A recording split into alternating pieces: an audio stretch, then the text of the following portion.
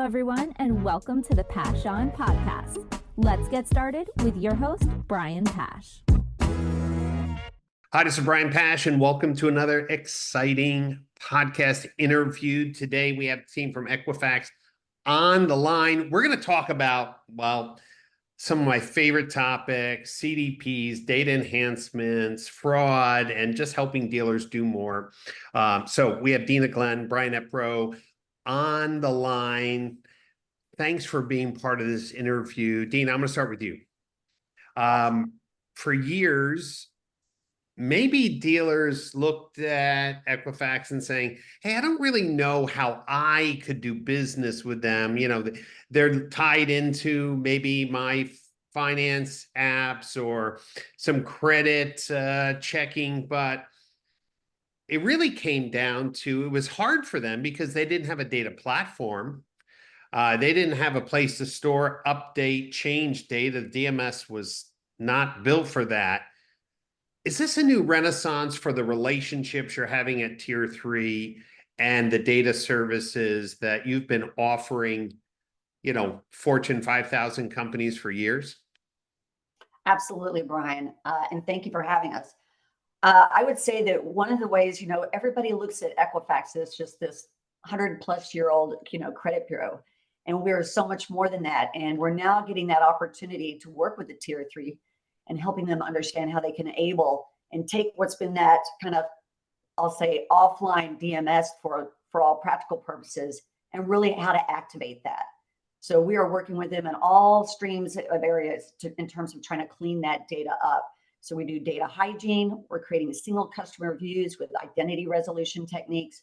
We're doing data enrichment. So there's so much opportunity to take that DMS, cleanse it, activate it, enrich it so that they can then market and engage with consumers in the way they want to be engaged with.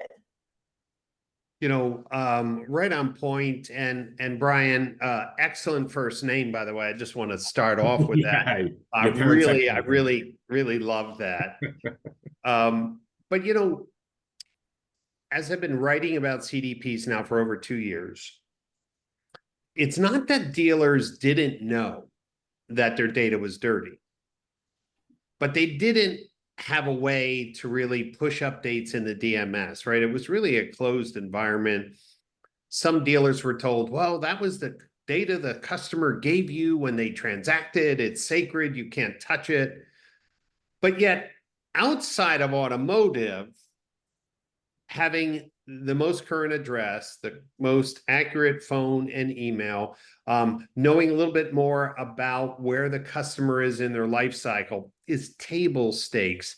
Brian, from your perspective, are dealers who are investing now in a customer data management platform reaching out, and what are they asking for? Because what I'm finding out is they don't even know what to ask for. Yeah, that's an interesting question, Brian. What we're experiencing is that it's the CDP vendors and our CDP partners who are coming to us asking us for the hygiene. And the reason why is you have, there's a level of understanding at the CDP vendor level where you can't enhance dirty data. So dealers are saying, I want this enhanced data. I want these other, incredible data sets that you're offering me as part of your CDP or that I can connect to and provide better experiences for customers. And the learning curve everybody was on is that the vendors went in and found that the data was a nightmare, right? And as an example, our data requires a name and an address in order to match to. If you're matching against just an email address or a phone number and that's it, it's very low fidelity, right? Right. So with the data sets that we have, it requires a name and address. So as the CDP providers came up the learning curve of the needing hygiene, so did Equifax. At first, we were saying, hey, just use our data to enhance your data sets. What we realized, though, is we had to marry that with the actual hygiene process and the identity process up front. So now what we're doing is we say, listen, we're going to clean the data first, and then we're going to enhance the data right up front. So the dealers may not ask for the hygiene piece of it. The partners who are providing the data services know that hygiene has to be the first step. And you bring up a good point, and I'm not talking out of school here because I really want all the CDP platforms to succeed. Everyone's trying to do their best. But recently I made some calls around and I'm asking people like, hey, what are you doing for data hygiene? Like, yeah, we're doing data hygiene. I'm like, no, you can't do that to me. What are you doing with the data? And honestly, then I got some different answers. Well, we're working on that. What does that mean? We're working on that. It's like, well, we're working with companies like Equifax to build a process. And I said, hey, listen, try to be as transparent as you can with dealers, because what is super important is that dealers have confidence that their 7-10 years of data are being handled properly, unified.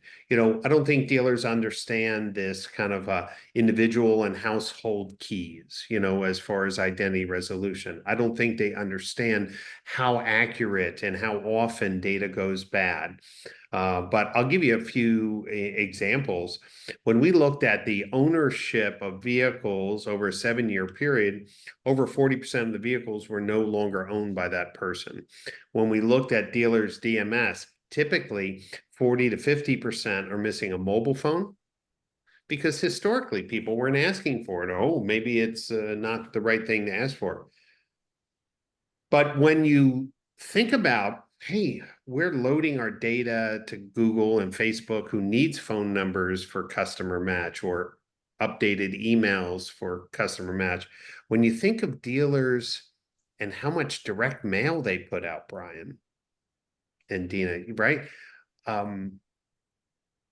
There could be 50% waste in direct mail, with duplicate pieces going to same person, people who've moved out of state, people who no longer own the car.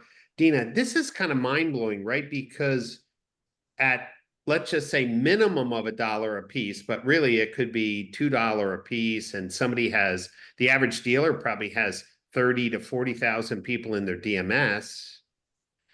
And there are dealers who are doing direct mail every month.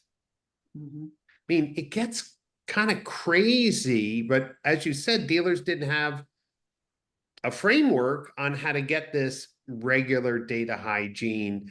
I'm glad to hear that you're working with the CDP vendors. Is there any value engineering or anything you've come up with the team on trying to help dealers understand the value of accurate data and cost savings or effectiveness in reaching? I've been trying different models. I'm not sure what the right model is, but it seems to me for every dollar spent in data hygiene, it's almost like a 10x return.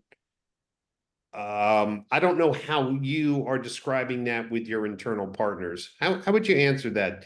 How much the data hygiene isn't expensive. That's not the piece, but it's a process.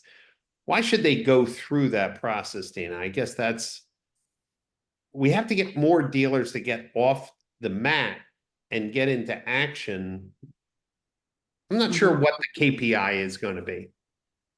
Yeah, and everybody, depending on, and we structure deals in a lot of different ways depending on how the partnership is going to be. But I would say that for the costing around this and the benefit, I think you hit on some really great notes there, Brian, in terms of the waste, right?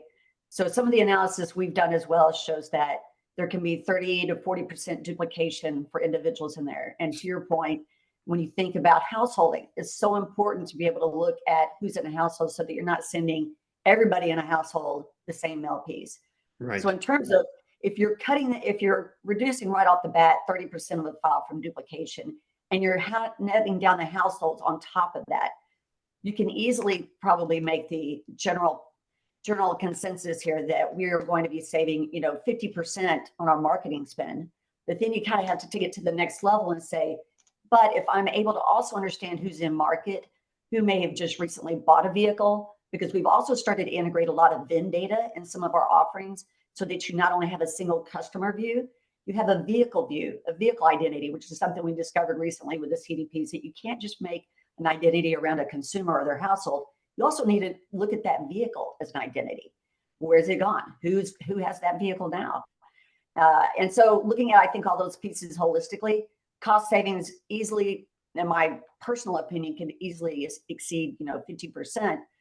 But I know that I'm just making something very general, around like direct mail. You have to think about email, brand advertising, all those pieces. So what's the delta or the KPI? Is it a 10x benefit, ROI? We haven't put our, I don't think we've actually sat down with a partner to be able to kind of work through those details, because usually they won't share that in terms of their cost and investment, but there's definitely something there, right? Yeah, and I'm working on it, and I hope at the Modern Retailing Conference to share some initial observations. I know your team will be there. This is a very important conference because now we're 2 years into this discussion and people have stepped up. Brian, one of the other things we don't realize is that dealers email a lot, and they'll take data out of their CRM, DMS, give it to an email vendor. But here's what they don't know. Those email vendors aren't sending emails to a relatively large percentage. It could be north of 20%, could be 25%, because the email on record is fraudulent. It's a known spam trap. It has other warning signals. And I've been asking dealers, hey, do you get reports from your email vendor on how many emails they didn't even want to send out? And they're like, no. Do you get a report on how many emails were undeliverable? No. And if you did, would you have any process to fix it? And they're like, no. So Brian, I think dealers know in the past they could buy an in-market shopper list from you. They could also partner with you to deploy some marketing, but it was always like a use case project, use case. But now that dealers have a CDP, you can be updating their CDP on a regular basis to get these in-market shopper signals into the CDP to allow them to deploy marketing, to build different audiences.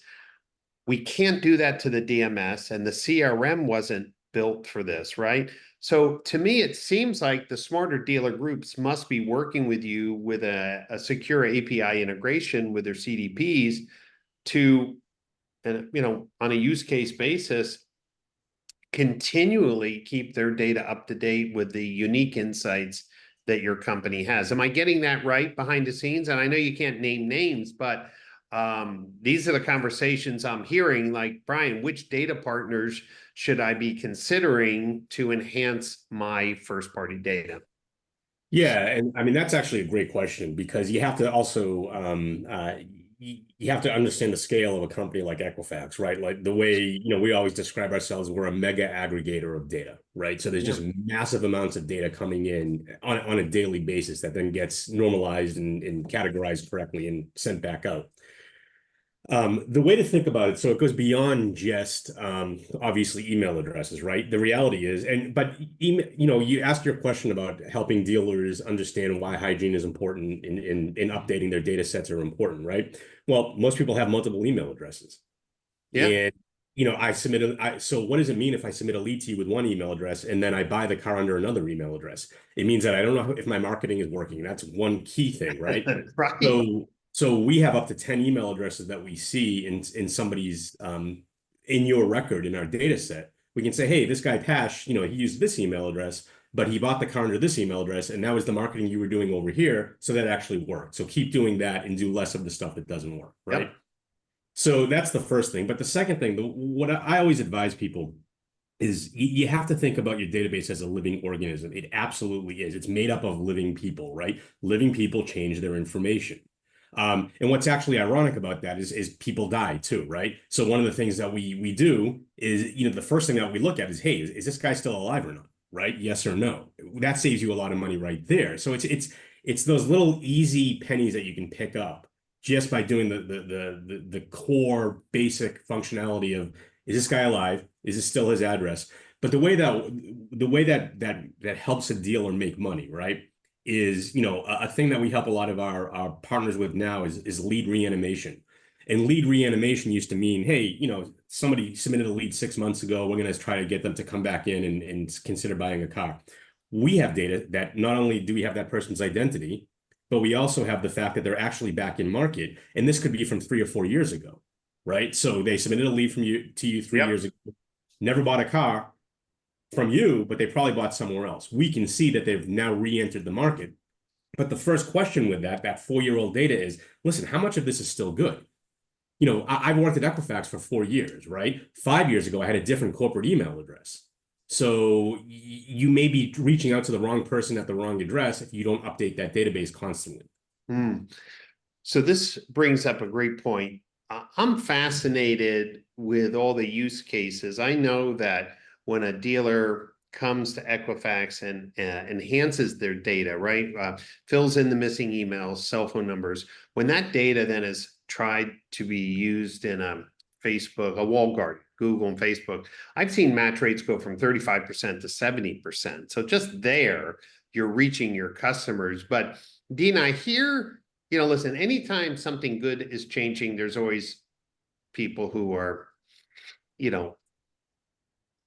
raining on the parade. And I heard something the other day from an executive, and I almost fell off my chair. I said, hey, for your CDP, who's your data enhancement? It's like, I don't trust any of them. I'm like, hold on, these are billion-dollar companies that power credit, house mortgages, financial offers, loans. Like, they really have accurate data. Nah, I tested them, and I'd rather just ask the customer to update their data. And I'm like, so Deana, help. If a dealer knows they have no data hygiene, and every day that goes by, people move, people die, their emails changes, the people make up fake emails just to fill a field in the DMS, whatever.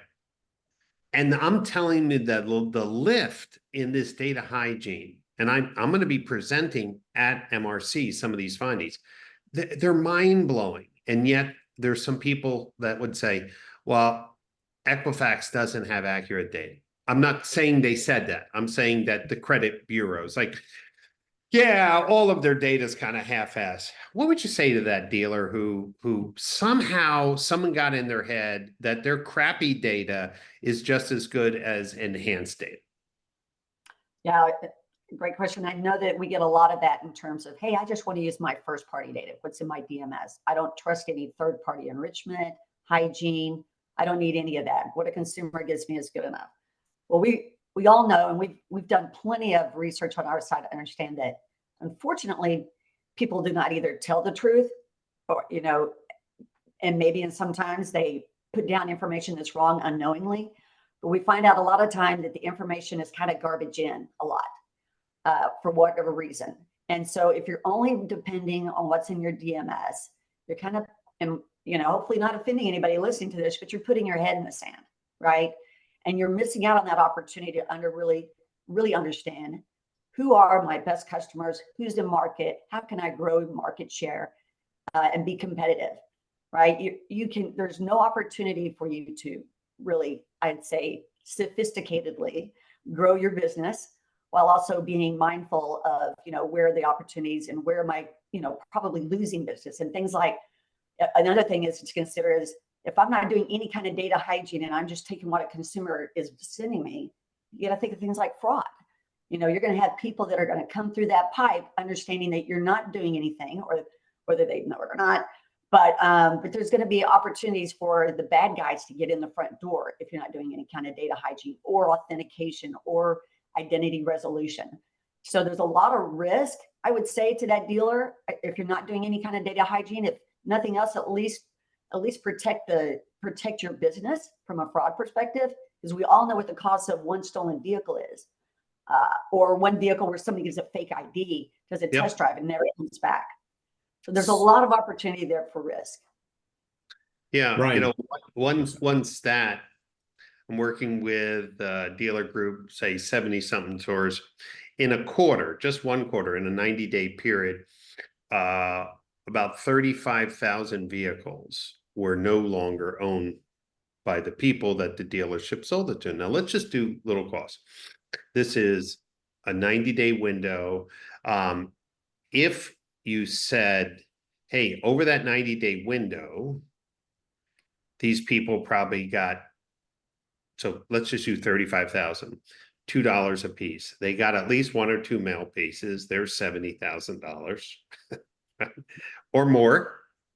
And money put against all of those people and hoping to get them in on equity, but they no longer own the car, or get them on a recall or a trade. And then you say, well, how much is a data hygiene? You say, well, it's a few grand, it's like, why aren't you doing this thing? It's a real thing. I can't encourage dealers enough that investing in a CDP is a no-brainer when you realize how valuable your customers are, how many people are slipping through the cracks, how many emails aren't being delivered, how many people are not matched on Google or Facebook. I could keep on going. How many people have moved out of state and still getting service coupons? Brian, you were going to say something about the opportunity for dealers and, operating more profitably. I mean, it's hard being a car dealer in this economy, man. They need all the help they can get to save money.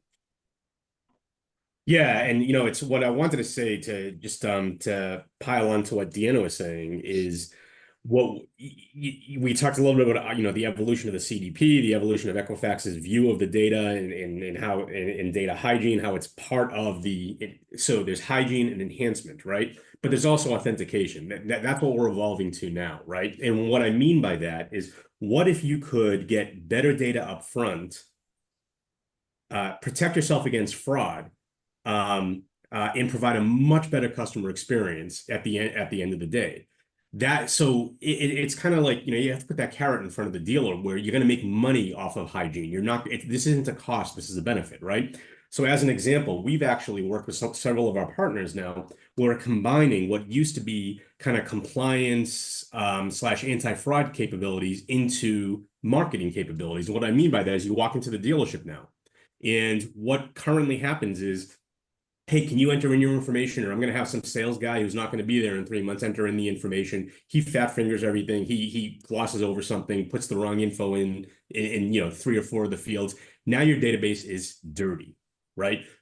What we can do is literally, hey, Brian walks into the dealership. Oh, let me get your information. Just, what's your cell phone number? I fire you a link. The link, you click the link. It automatically uses the cell phone record plus some of the data that we have to grab, hey, this is Brian Pash. This is his email address, his phone number, and his home address. That automatically gets pushed into the database. The consumer doesn't touch it. The salesperson doesn't touch it. And I don't have to sit there and be uncomfortable about giving you my data, right? Because I see it on my phone when I'm handing off to you. That's the first thing. But then it goes a step further, right? We're entering a world. So I want to go test drive that car. Okay, cool. Give me your license, and I'm going to go make a copy of it, and then I'll come back. So first of all, you're violating laws left and right in doing that, right? But what if you could actually copy down the license? I'm sorry, scan the license right there at the desk, have that data automatically go into the database, have it be checked against DMV records to verify that what's on the license is cool, right? Is not incorrect at all. And it's all a closed loop. So now the consumer never touches the data, the salesperson never touches the data, and you are almost guaranteed to have the right data entering into the database. Suddenly your cost for hygiene goes down, right? Because you don't have to clean that data set up. And Brian, I'm so glad you brought up these 2 use cases, because, man, I've been working on like a dozen new use cases for data. I was working with one vendor who, has all that RDR data within 24 hours, and they are using that data to show dealers where the vehicle was bought. They had the shot, right? The person was in their CRM. The consumer bought somewhere else, to help the analysis of, what's wrong in their sales process? Why am I losing sales to a competitor, right? That used to be all manual, right? You get a report, you'd have to look at this dashboard and this dashboard. With a CDP, you can start bringing in that data, defection data, right? Yep. In real time. The data that you're talking about, data collection, identity verification, on-site identity resolution. We haven't gotten there yet, but we will. if dealers realize that if they have a place for customer data that's secure, that has API access, then Equifax can be like an incredible partner in reducing fraud, reducing risk, reducing marketing waste.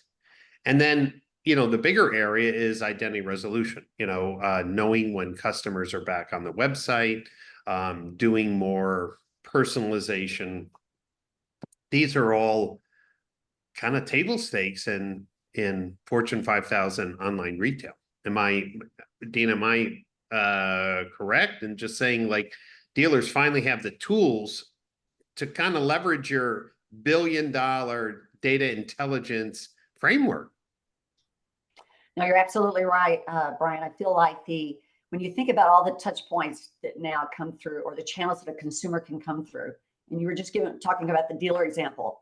So many, again, shoppers now, automobile, especially like myself, I want to do it all online. So we can still do some of the authentication and verification Brian was talking about. It doesn't even have to be in person if wanted. It can all be, I'm sitting at my home on my couch. I can still scan that driver's license. We do biometrics to make sure that the person holding the license is the person on the license.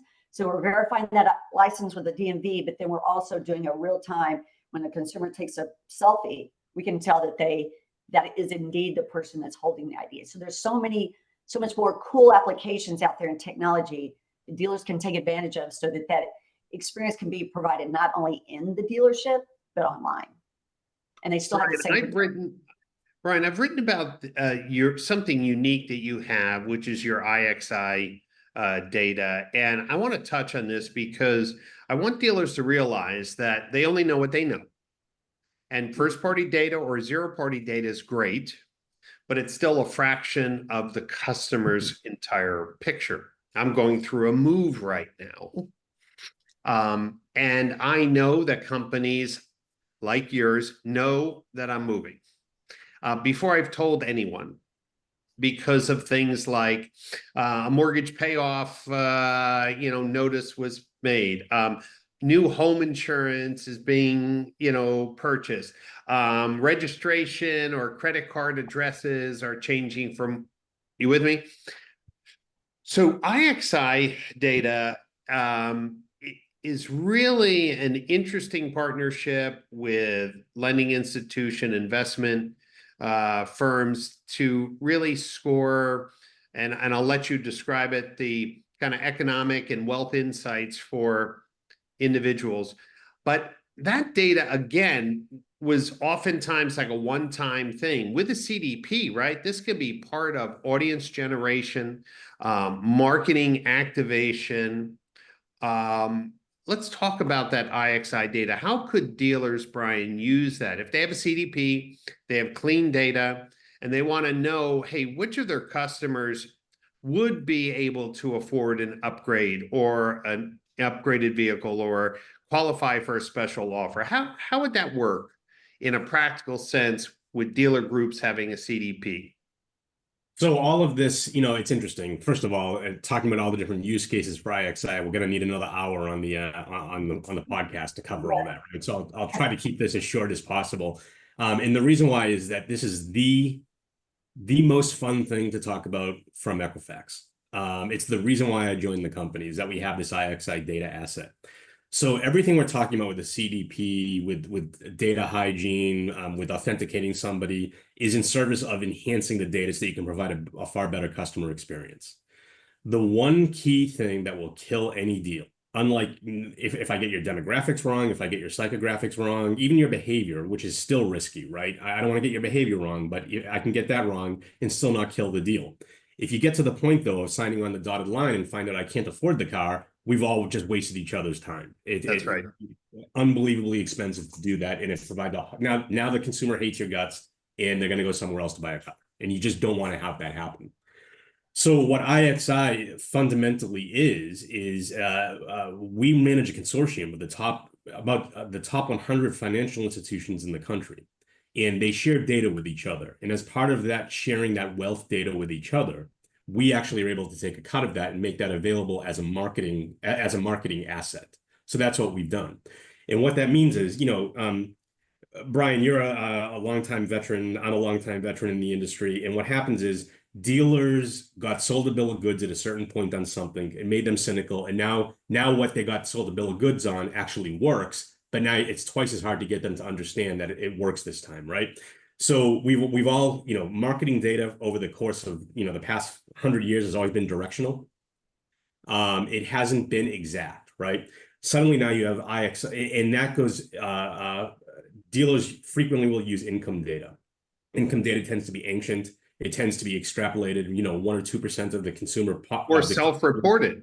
Yeah, or it's self-reported. And the wild thing is when it's self-reported, something like 20% of the time people will over-report what they earn, right? And about 15% of the time they will under-report. People have no idea how much money they make. It's not even that they're being malicious, it's that they just don't know what the right answer is, right? So what the IXI data set at its core is it's basically allows dealers to understand your affordability. And what that is it's directly measured income data at the household level. So now you know that, Brian and my wife, this is what's available in our household to actually spend. So what we take, our guiding North Star is personalization. But what we do is we take an affordability out view of personalization. The first way to personalize something is to understand not that you can or can't afford the car you're looking at, but what you can afford. So we make it easy for dealers to understand that, listen, this guy's coming in on a car that's going to land at an $800 a month payment. What he's going to be able to do is a $650 a month payment, right? So show him some alternatives that make more sense for him so that he knows, so that we know where he's Yeah, provide him a path out instead of embarrassing him or her. Absolutely. And again, I'll go back. I hate cliches, but the greatest marketing cliche in the history of mankind is Amazon, right? What does Amazon do? Is when you're looking at one thing, they're showing you people like you also like these other two things. So now you have, rather than just one at-bat with Amazon, or Amazon has one at-bat with you, they have 3 at-bats with you to show you 3 different products they know their data indicates you're going to be interested in. Yep. And I think that's the point of today's podcast interview. As more dealers invest in a CDP, the light will go on. Hey, I don't have to do a monthly hygiene. I don't have to pay for the same thing every 30 days. If I have a CDP, I could create partnerships, determine the cadence of when my data is updated. I have a partner who can help me when emails go bad. I have a partner when data is missing. I have a partner who's proactively advising me when people move or people sell cars. I mean, if they get that piece, then they'll realize they're going to have a technology platform, and that's going to do a good job of unifying the data they have, but there's a lot of data they don't have. And if that was one thing we were able to accomplish today, is that the CDP enables savings and personalization and new revenue gen. Those are the 3 things right off the top of my head, right? Savings, personalization, and new opportunities to generate revenue. Those 3 music people's ears. And the CDP's job is to organize the data it's provided. If it's given crappy data, it will organize crappy data. If it's given clean data, it will organize that. And if it's given enhanced and maintained data, then it can do more use cases. And this is where this partnership comes in to play. Deana, the Modern Retailing Conference is coming up. You're one of the sponsors. It's November 17th, 18th, 19th. You've always been a supporter of dealer education. Mm-hmm. But at this conference, we're really going to be digging in and talking about more real life use cases of data that you provide to automotive OEMs and dealer groups and individual dealers. What are you excited about? Like this time, 2024, you feel like dealers are starting to think that customer data management is like not going away. It wasn't a buzzword that was, in and out in a heartbeat. No, I agree. And I'm excited about being back down in Palm Beach with you again, Brian, at the conference for MRC. Yeah, I feel like, dealers today and OEMs and others, I feel like if they're not, I hope they're excited. For me, I'm excited about the future and where this data is going to take them, right? Looking beyond their own 4 walls, their own DMS, and how third-party relationships, whether it's a tech stack, a CDP, Again, that's going to be the engine, but they're going to need more than their own fuel to activate that, right? Yes. As a part of that, partners such as us and other players in the industry that can bring unique assets and data to the table is going to do nothing but propel those dealerships for future growth and opportunity, increased use cases, like you said, and obviously efficiency in their spend, right, or their marketing spend. So I feel like there's so much opportunity, and I'm really hoping that the dealers and the people that are attending the conference in November are as excited as we are. And like Brian, when he was talking about the IXI data, somebody please look me up when you're in Florida, because I would love to sit and talk to you all night about the power of the IXI data. Yeah, and one thing that I want dealers to realize, for years, you've worked with direct mail companies who say, hey, we do data hygiene, we do, but you had no way of auditing that. You work with social media companies and Google Ads companies say, yeah, we'll take your DMS and CRM data and load it up and match it. But they really didn't tell you that they didn't want to pay for data hygiene and they were afraid to ask you for data hygiene. So whatever they matched, and they just took your money.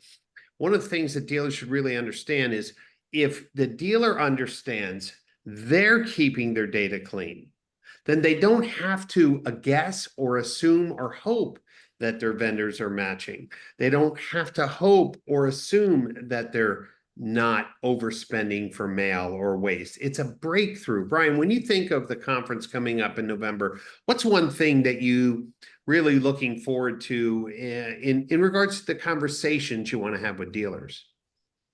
I think,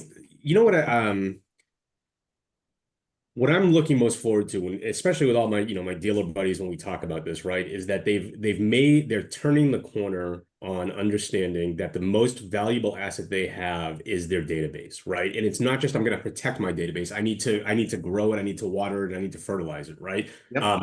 Data requires data, right? And two units of data create three, is always the way that I look at it. So the most exciting thing that I would look forward to speaking to with dealers there at the conference would be regarding, what are you doing with your data now? Do you understand, two things? Do you understand what the problem is that company, vendors who provide CDPs are helping you solve, right? Remember, we spent years in the CRM morass, right? Yeah, We're kind of right. out of that's done, right? CDPs have now taken on that and said, listen, your problem is you have buckets of data. Here it is over in the service drive. Here it is behind the finance manager's desk, and so on, right? And they're just making it so you can mix and match that and make that data work for you better, right? And when there's no way you can't do this, right? And there's no way you can't have a conversation about this and say it's not a good idea. It's not something that's becoming more of a priority for us. So those are the kinds of conversations that are really fun to have, and that I'm sure we'll have plenty of at the MRC. Well, we have some amazing dealer groups coming who are already deep into their CDP projects. We have dealer groups and individual dealers who are coming to the Modern Retailing Conference to see all the vendors, the who's who in customer data management, enhancement, security, fraud detection, identity resolution. Everyone's going to be there, especially the ones that are focused on automotive. And this is going to allow dealers to get the education they need, the insights, and then talk with their peers. So if you're a dealer and you have not got your ticket for the Modern Retailing Conference, let me just tell you, it's at the beautiful O Resort and Hotel in Palm Beach, Florida. November is a beautiful time of the year. The weather is perfect. And the conference sells out every year. It's not a hard sell. It sells out every year. And the sooner you get your tickets, the higher your chance that you'll have a room in the O, because the room block sells out. So I just want to encourage you, if you want an advanced conference that will give you new insights to watch what I said earlier, right? Save money, personalize communication, and then build new revenue opportunities for your business that should match your 2025 business goals, then get out to the Modern Retailing Conference. And more importantly, reach out to the Equifax team, reach out to Brian, Deana. They're going to be there. Get together for lunch, get together for dinner, make some plans just to talk through how you can better partner with their huge investments in data. It's that important. And if this is the first time you're listening to a podcast, you should know that I interview hundreds of automotive professionals, technologists, companies integrating in tier 1, 2, and 3 to help improve the customer experience, to help improve dealership operations, just like the team here at Equifax. And so listen to all the interviews in this series, which is the Road to the MRC, the Modern Retailing Conference. This way you'll know who's speaking, the thoughts, the ideas that will be transpiring. But don't wait. If you're working on a CDP project, you want to do more. You don't want to wait a few months. You want to lock in a path forward with your first party data, then just reach out to Deana or Brian. You reach out to them on LinkedIn, obviously visit the company website, but more importantly, do something about it. Get it on your agenda to do more with your first party data. Brian, Deana, thanks so much for being here. I want to thank everyone who's been listening in. And remember, if you're new to customer data platforms, you can go to pashgroup.com, download the Automotive CDP Research Report and the Automotive CDP Data Questionnaire. Both of those free resources will help you move forward. Well, thanks, everyone. I look forward to seeing you. Deana, like I said, it's not a bad place to be in November in Palm Beach. What do you say? Exactly. I'm already packed. All right, come on. Thanks for being there. Thanks for supporting dealer education. Thanks for being part of the future of automotive retail with an amazing set of resources for dealers and their customer data platforms. And until next time, thanks for listening in. I'll see you next time on a podcast interview.